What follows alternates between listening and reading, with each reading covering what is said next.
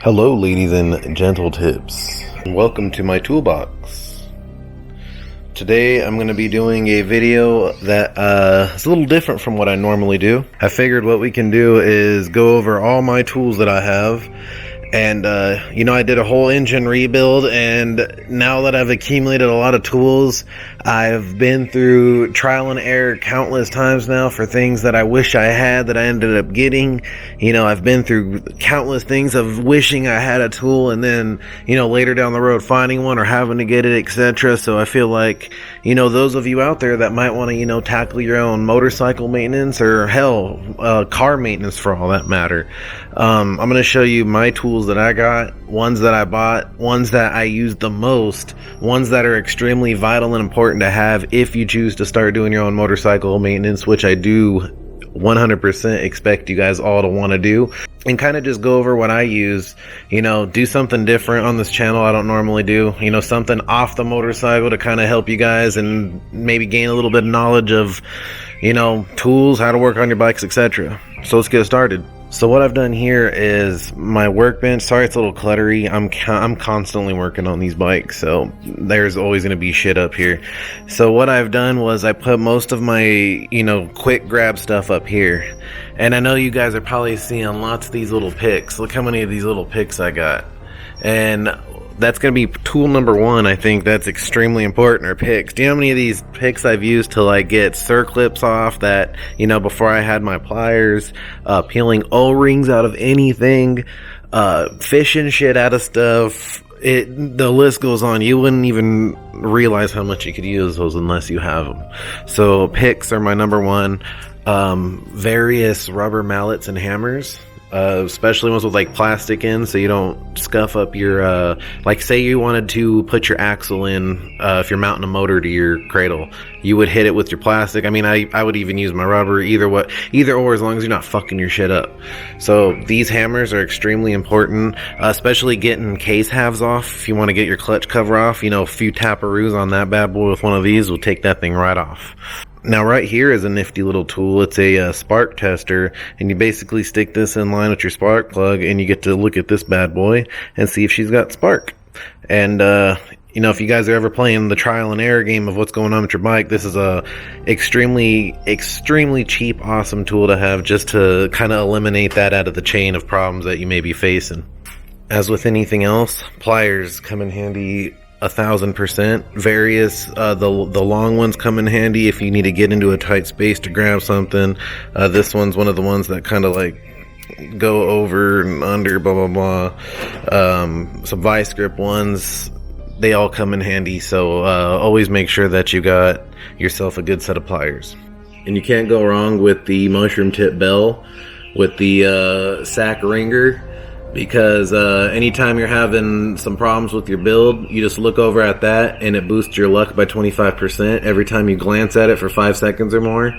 And it really improves your quality of work and quality of life as you work on your motorcycles. One thing that you wouldn't expect to come in handy so much, but is one of these little tiny, another little cheap thing to add to your thing: magnetic trays. Although they stick to everything that's metal around them, as they should, but these little trays, I can't tell you how many times I use these just to make sure I don't drop these little clips. If you guys ever worked on a carb, you got little carb needle clips and all that shit. These are perfect for that, so you don't lose it and shit don't roll off the table on you. It sticks together. You can keep your bolts together without them. You can keep them orientated on these things. They sell them in various sizes. I just bought a 3-pack of various sizes. Works great. All right, under here, this is going to be my extra bolts and just kind of my random parts bin right here. It's just got various screws, bolts, all that stuff underneath. This is an honorable mention. I got this at Harbor Freight, and it's an O-ring assortment, and I've already used this thing 4 times for my DR200, and I think anybody should add one of these to their little set of tools as well. Definitely comes in handy when you need a quick O-ring. If you guys ever plan on working on your own engines, aka crank, splitting your case, Tusk crank puller and the crank case splitters are going to be pretty much your best bet in terms of quality, and pretty much the best ones out there that I've personally seen. So if you ever want to split your shit, these 2 bad boys are going to be your best bet for tools for that. So I mean, I just invested in them. Obviously, I'm only going to use them probably a few times in my life, but guess what? They're there. I just got them. I do plan on doing all my work. If my Grom ever blows up, I'm going to do that to that, etc. Now, this is definitely a tool you don't need, but if, like I said, if you're working on your engines, another pretty much necessity tool, and this is going to be a bearing puller and separator, and it cups under the bearings on the crank. Actually, I got a crank right here. As you can see, there's literally no room for clearance for getting a bearing puller in there, and that's where you literally need one of these guys to save your day. So if you guys are ever, like I said, working on your motorcycle engines and you're gonna be pulling off a job like a crank, you need one of these. And if you're just so lucky that the bearing don't go on there, I mean, you probably don't need it, but from my case and from what I've seen, that happens quite a bit, and that's why they sell these tools. Right here, I got extra bottles of my main oil. Over time, I've come to like this oil from my single cylinders, like my Grom and my DR200. I have this now running. Pretty much the best shit I've ever used. I love it. It's really good quality, and never had any problems with it. Alright, as any mechanic should have, their own tool set that has all their main sockets, drives, wrenches. I personally use a USA Craftsman set. This is a USA basic mechanic set. It's going to have all your SAE. It's going to have your metrics all the way up to 17. I think it goes up to 18 for some, 19 here. There's only been, I think, 2 occasions ever where this didn't have a socket that I needed. And one of those occasions is on my axle. And one of those occasions was on my flywheel. On my flywheel, I needed like a 22 millimeter, and this didn't have it. And I bought some, like, I have like some impact sockets that go pretty big that I had to end up using for that. But for the most part, one of these sets, a good one, I just recommend. Oh god, there's a fucking bee like flying right by me. Look at.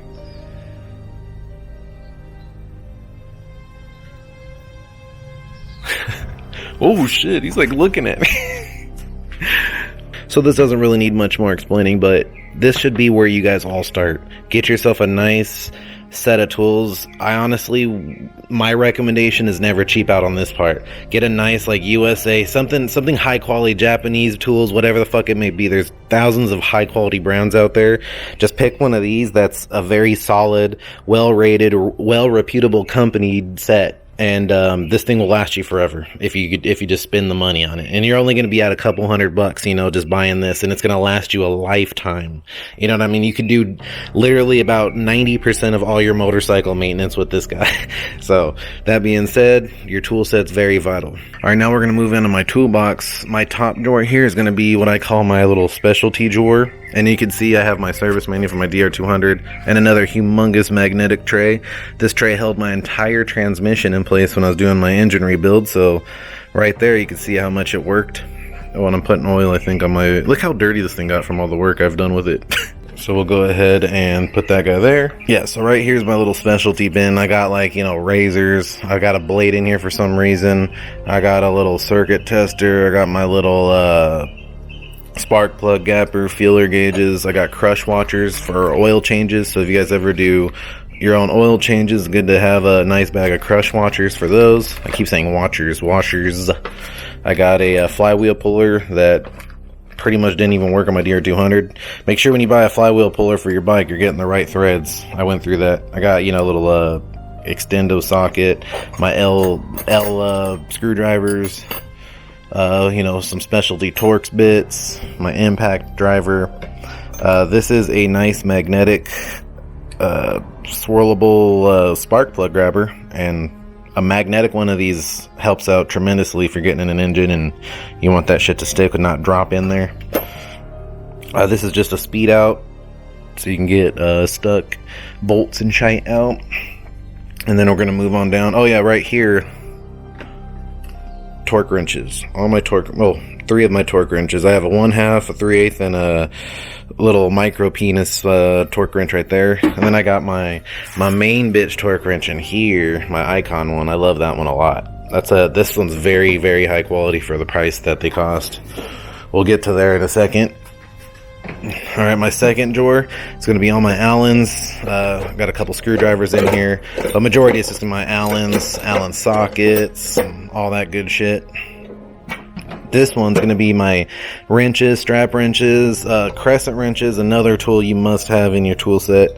The guys that installed my stereo in Ontario, and the ones I had to call out, and because they were putting my shit all over the ground, it was the most ghetto. I totally regret going. They scratched my car up. Well, the guy doing that job left this really nice forged in USA Craftsman crescent wrench in the back of my car, and I didn't even notice it until a couple months later when I was cleaning out my car, and it was in my back seat thing. So I got myself a nice. This thing's high quality for what it is. It's old. I got one of these Stanley ones. I got a specialty grips. This is a clutch holder. Another clutch flywheel holder, crimpers, tire irons, all that kind of jazz, oil filter wrench, circlip pliers. Okay, and down here are all my lubes and juices and all that good stuff. One mechanic should always have a good tub of grease. You're going to stick this on all your axles. Like anytime you're doing your rods of your engine. Perfect example. These rods that kind of go cross brace through your engine, all that stuff, you'd always want to throw some grease on it. You never want to stick that shit in dry. Would you want to go inside dry? I don't think so. And I'm sure I'll be able to show you a good representation of me using it here. Yep, you can see it kind of pushed out there from me pushing the axle when I was installing the engine, because you grease everything up. And we got some anti-seize lube, we got some oil filter lube, we got assembly lube, brake cleaners, carb cleaners, brake fluids. You know, all the ingredients to make your motorcycle all kinds of wet and lubed. Alright, now we're going to move on to this drawer, which is going to be this stuff's like a lot of stuff like for my car. And this wrench right here, or not wrench, I'm stupid, the caliper tool here.